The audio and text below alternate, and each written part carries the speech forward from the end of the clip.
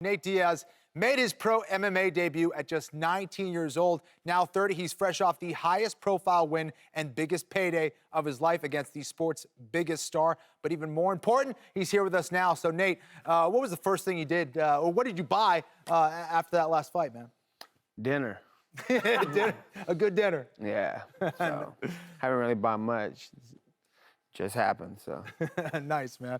On my podcast with John Anik, you were coming in 10 days notice. He picked against you. He said he would get a 209 tattoo if you won. Well, you won, and he got the tattoo. What'd you think about that? Yeah, that was, you open your mouth, you're gonna have to get tattooed somewhere or another. So it was man of his word. He did his thing, so that's cool. So Nate, you've been in this sport for a long time. Undoubtedly, the biggest win of your career. Do you feel that you're now getting the recognition that you deserve?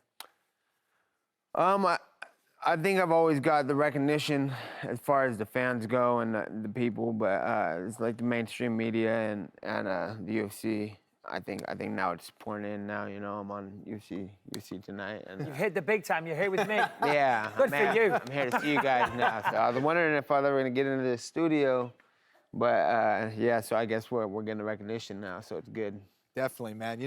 That last fight against Conor, you said it took you a little while to get your range going in the first round. You ended up getting the finish in the second, but what was going through your mind in that first round?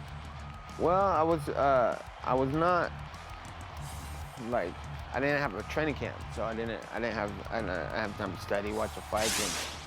And obviously I pay attention to what's going on always, but I didn't have time to get my timing right and have input from my training partners and my coaches. It was like they couldn't give me the call, and it was just like get in there and go. And that's when we went in, and I saw every shot he threw, even landed or not, I saw it coming. So nothing surprised me. And experience comes into play. It's like. You've got to pace yourself.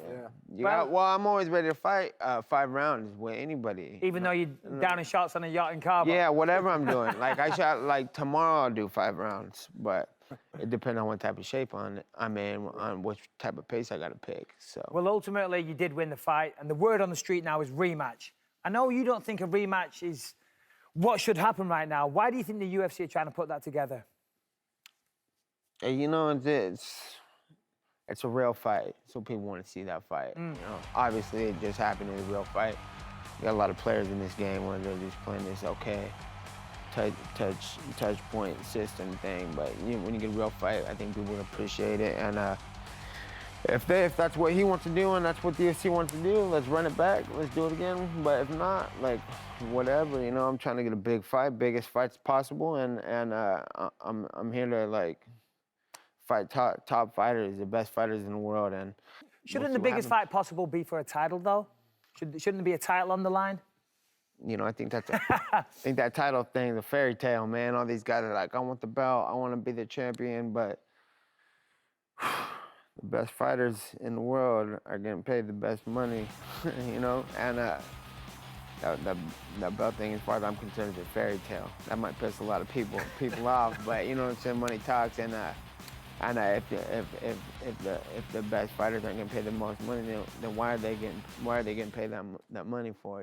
So it looks like Conor wants that next big fight. It looks like he wants to do it at 170 pounds. This time you're going to get a full training camp. You beat him in the second round the first time around. What does the second fight look like? If there's a second fight, then whatever.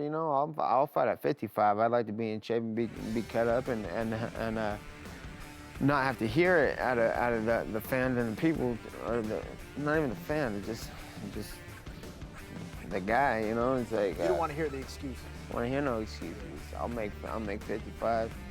I would plan on making 55 last time. So is the fight going to be 55 or 70? You keep saying 55. What's the word on the street? We're gonna have to see if they want to run it back, and then it's whatever. What do you think of him personally? You guys have fought, but what do you actually think of Conor McGregor?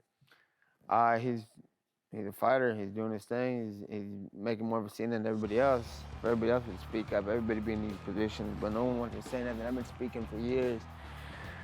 They try to quiet me down, but now I beat their guy, so I'm out here you're gonna have to hear it now. But if everybody started speaking up, stepping up, we'd get bigger fights. We'd see a lot more people getting a lot more stuff done and be a lot more entertaining of a sport. So let's just switch gears a second. Your brother Nick obviously will be off his suspension soon. Is he coming back to the UFC and any future opponents in mind? Yeah, I'm sure he's trying to get something with most likely the top pound for pound fighters there are. You know, the biggest name, top guys in the sport. If he's gonna come back, I'm sure it's gonna be a big deal.